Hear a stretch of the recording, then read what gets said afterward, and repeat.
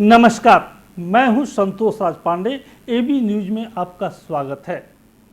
चुनाव की सरगर्मी लगातार बढ़ती जा रही है और खासकर राजधानी की बात करें तो यहां सभी जिलों से तमाम प्रत्याशी जो इस बार उम्मीद लगाए हैं कि उन्हें टिकट मिलेगा, चुनाव लड़ेंगे, राजधानी में डेरा डाले हुए हैं। हर पार्टी के जितने भी कार्यकर्ता हैं लगातार ये उम्मीद लगाए हुए शुरू से ही हैं कि इस बार उन्हें टिकट मिलेगा और चुनाव भी लड़ेंगे। आज हम बात करेंगे नवादा के वारसिलीगंज विधानसभा क्षेत्र की। उमेश यादव राजद के नेता हैं और लगातार उस इलाके में राजद के कार्यकर्ता के रूप में बेहतर काम करते आ रहे हैं। इस बार वहां से वो भी अपनी किस्मत आजमा रहे हैं और लगातार कोशिश कर रहे हैं कि उन्हें भी पार्टी की तरफ से टिकट मिले और इस बार विधानसभा चुनाव वे लड़े, मैदान में आके खड़ा हों। हमारे साथ आज स्टूडियो में उमेश यादव जी मौजूद हैं। उमेश जी, आपका एबी न्यूज़ में बहुत बहुत स्वागत है।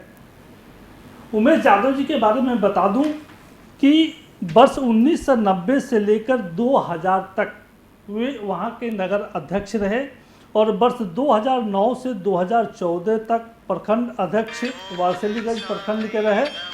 साथ ही वर्ष 97 में राजद सदस्यता प्रभारी उन्होंने ग्रहण की वारसिलीगंज विधानसभा क्षेत्र से और राष्ट्रीय जनता दल द्वारा आयोजित सभी कार्यक्रम, खासकर चुनाव का मौका हो या चुनाव के अलावा भी जितनी भी रैली महारैली हुई, सब में इन्होंने प्रमुख रूप से अपनी भूमिका भी निभाई।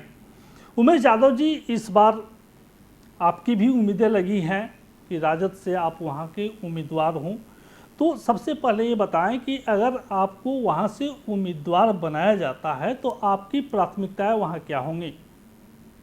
मेरी प्राथमिकताएं होगी कि जो वहाँ बहुजन सामाजिक न्याय में पूर्ण आस्था रखने वाले लोग हैं, उनके मान सम्मान स्वाभिमान को निश्चित रूप से एक ईमानदार पहरेदार के रूप में काम करूंगा। उनकी सेवा ही मेरा परम कर्तव्य होगा।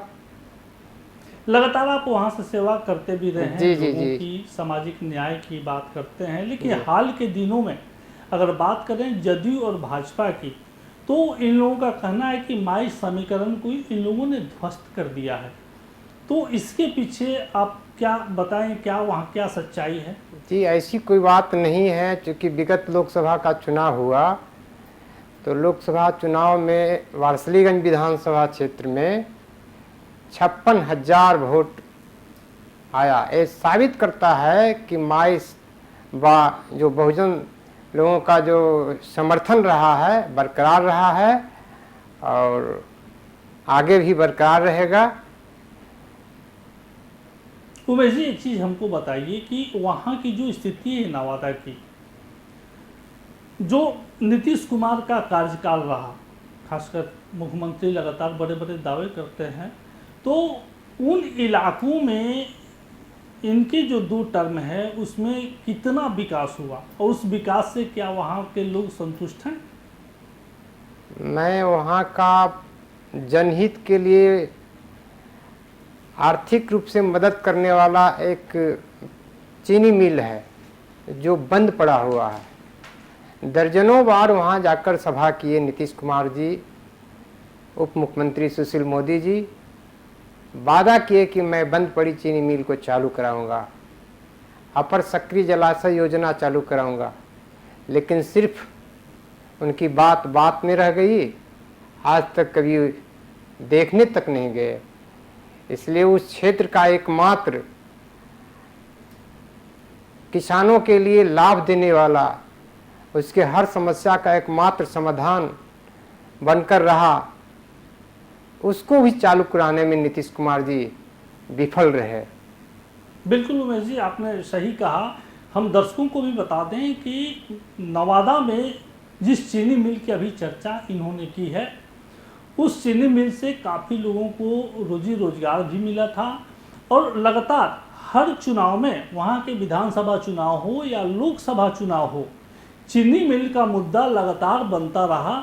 लेकिन दुर्भाग्य ये रहा कि अभी तक चीनी मिल चालू नहीं हो सका वहाँ जो छोटे बड़े उद्योग थे वो भी बंद हो गए। तो उमेश जी, तो जब वहाँ उद्योग है ही नहीं तो लोगों की भारी संख्या में वहाँ से पलायन होता होगा रोजगार जी जी, बहुत बड़े पैमाने पर।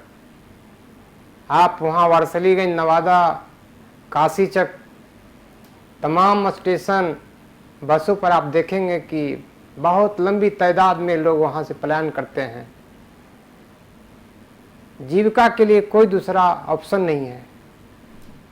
सरकार तो दावा करती है कि लगातार लोगों को रोजगार दे रही है, मनरेगा में भी रोजगार दी है, और अभी जो कोरोना में लोग बाहर से आए उनको भी रोजगार दे रही है। तो आप चूंकि क्षेत्र में लगातार घूमते रहे हैं, कोरोना में भी लोगों की आपने काफ़ी मदद की है, तो इस दौरान आपने क्या सच्चाई देखी? क्या सही में सरकार ने लोगों को रोजगार दिया और लोगों का अब वहाँ से पलायन रुक गया? सरकार ने वादा किया कि जो बाहर से पलायन करके जो अपने वतन को लौटे हैं मैं उनको रोजगार दूंगा, लेकिन बिल्कुल कोरा झूठ साबित हुआ। कहीं कोई रोजगार नहीं, बिल्कुल भूखमरी की स्थिति में लोग पड़े हुए हैं। आप ये बताइए उमेश यादव जी कि आपको जनता क्यों पसंद करती है और क्यों पसंद करे? मुझे जनता इसलिए पसंद कर रही है कि मैं वहाँ दबे कुचले, पिछड़ा, दलित, अक़लियत, जो आर्थिक रूप से शोषित लोग हैं, चाहे वो सवर्ण जाति को क्यों नहीं हो, मैं उनके हर समस्या में उनके पास खड़ा होता हूँ। आपसी मनमुटाव कुछ बात को लेकर के होता, मैं वहाँ जाकर शांति सद्भाव कायम करने का काम करता हूँ। दर्शकों को हम बता दें कि राजद किसान प्रकोष्ठ के प्रधान महासचिव भी उमेश यादव जी रहे हैं। उमेश जी, किसानों से आप काफ़ी नज़दीक भी रहे, इस दौरान पार्टी ने आपको एक बड़ी जिम्मेदारी दी, तो क्या किसानों का भला इस सरकार ने किया? जी नहीं, अभी तो किसानों को लगातार 2-3 साल से वहाँ अकाल पड़ते आ रहा है। इस बार थोड़ा धान का फसल लोग लगाए हैं, लेकिन फसल लगाने के बाद खाद के लिए दर दर भटक रहे हैं। भयंकर कालाबाजारी, सिर्फ सब्सिडी पर खाद मिलेगा, सिर्फ नाम का काम का नहीं। किसानों को इस कोरोना महामारी में भी आर्थिक तंगी में रहते हुए जो खाद मुहैया होना चाहिए सरकार की ओर से नहीं हो रही है। ऐसी स्थिति में किसान किस परिवेश में है आपके इलाके में? बहुत लाचार स्थिति में है, बहुत लाचार स्थिति में है।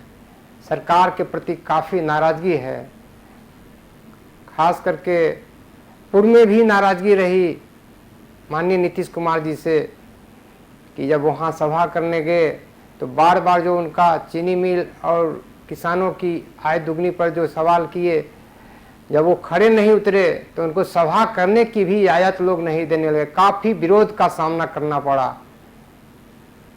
आप जिस क्षेत्र से चुनाव लड़ने की बात कर रहे हैं और प्रयासरत भी हैं, वहाँ जो विधायक हैं उनका दावा है कि उस क्षेत्र में उन्होंने काफ़ी विकास की है, चाहे शिक्षा का मामला हो या स्वास्थ्य का हो या उद्योग की बात भी कर लें। सड़क बिजली के लगातार लोग दावे करते रहे हैं कि बेहतर उन्होंने विकास किया है। तो आप चूँकि उस इलाके से आरजेडी से लगातार राजनीति करते रहे हैं, क्या ये सच है कि विकास हुआ है? बिल्कुल सरासर गलत है। कहीं कोई विकास नहीं हो, चाहे स्वास्थ्य के मामले में हो, कोई डॉक्टर वहाँ नहीं रहते हैं, कोई दवा उपलब्ध नहीं है। जो प्रखंड मुख्यालय को जोड़ने वाली मुख्य सड़क हैं बिल्कुल गड्ढा में तब्दील हो गया है। चाहे काशी चक्का सकरगंज का रोड हो, पकरी वर्मा कचना मोड़ से रुपौ जाने वाली जो मुख्य सड़क है वो बिल्कुल गड्ढा में तब्दील है।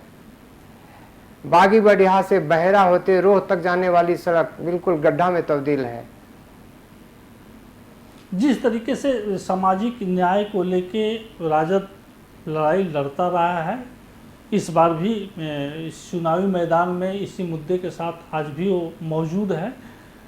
चलते चलते एक अंतिम सवाल आपसे पूछ रहे हैं कि आपकी सोच क्या है उस इलाके के लिए, और हमारे चैनल के माध्यम से अपने लोगों को आप क्या संदेश देना चाहते हैं? मैं आपके चैनल के माध्यम से बारसलीगंज विधानसभा क्षेत्र के लोगों को मैं आश्वस्त करता हूं कि आप यदि मुझे अपना समर्थन देते हैं तो मैं सर्वप्रथम वहाँ के बंद पड़ी चीनी मिल को निश्चित रूप से चालू करवाने के लिए जी-तोड़ प्रयास करेंगे और खासकर जो युवाओं शिक्षित जो बेरोजगार हैं उनको रोजगार दिलाने के लिए भी हम आगे रहेंगे और गरीबों, दलितों, शोषितों पर ये खास वर्ग द्वारा 20 वर्षों से दमन होता रहा, मैं उसको निश्चित रूप से बचाव के लिए कवच का काम करूंगा। बिल्कुल, उमेश यादव जी लगातार प्रयास करते भी रहे हैं, उस क्षेत्र में काम करते भी रहे हैं और इस बार जो उनका स्वप्न है, अगर राजद से टिकट उनको मिलता है, राजद के उम्मीदवार होते हैं और जनता उनको मदद करती है, वोट देती है, तो निश्चित रूप से उस इलाके का सपना साकार हो सकेगा। बहरहाल उमेश जी, आप हमारे स्टूडियो में आए, बहुत बहुत आपको धन्यवाद और हमें दीजिए अब इजाज़त।